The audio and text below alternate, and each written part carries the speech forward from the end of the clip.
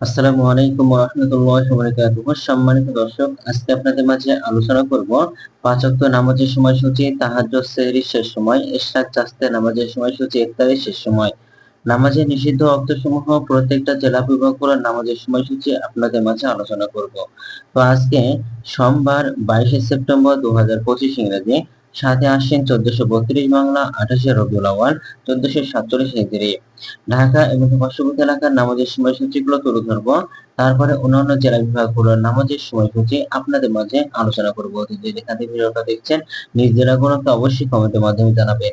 আজকে ঢাকা এবং পার্শ্ববর্তী এলাকার ফজরের নামাজের ওয়াক্ত শুরু হবে 4:33 এবং শেষ হবে 5:46।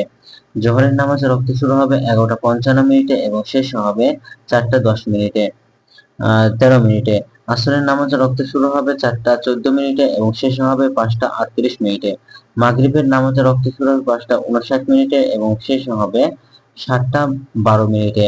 এশার নামাজের ওয়াক্ত শুরু হবে 7:13 থেকে 13 এবং শেষ হবে ভোর 4:28। আজকের ঢাকা এবং পার্শ্ববর্তী এলাকার সেহরির শেষ সময় হলো 4:27। ইফতারের সময় সন্ধ্যা 5:59। আজকে নফল নামাজের উত্তম সময় হলো সকালে ইশরাকের ওয়াক্ত শুরু হবে 6:01 থেকে 8:30 পর্যন্ত।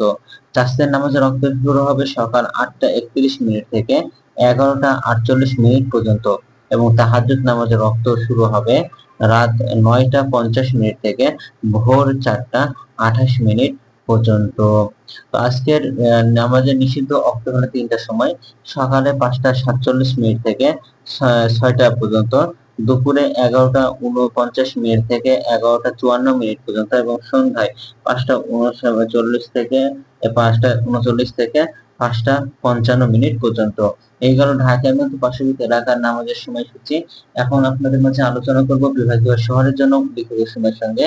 যেসব বিভাগের সময় আপনি যোগ বিয়োগ করবেন তা হলো এই: বিয়োগ করবেন চট্টগ্রাম 5 মিনিট এবং সিলেটের সঙ্গে কম করবেন। ঢাকা এবং পার্শ্ববর্তী এলাকায় যে নামাজের সময়সূচিটা রয়েছে সেখান থেকে চট্টগ্রামে 5 মিনিট এবং সিলেটের 6 মিনিট কম করবেন, তাহলেই কিন্তু হবে। এবং আপনারা যোগ করবেন খুলনাতে 3 মিনিট, রাজশাহীতে 7 minute, Rangpur 8 minute, Barishal 1 minute বেশি করবেন। ঢাকা এবং পার্শ্ববর্তী এলাকায় যে নামাজের সময়সূচিটা রয়েছে সেখান থেকে খুলনাতে 3 মিনিট, রাজশাহীতে 7 minute, Rangpur 8 minute, Barishal 1 minute বেশি করবেন, তাহলে কিন্তু হবে।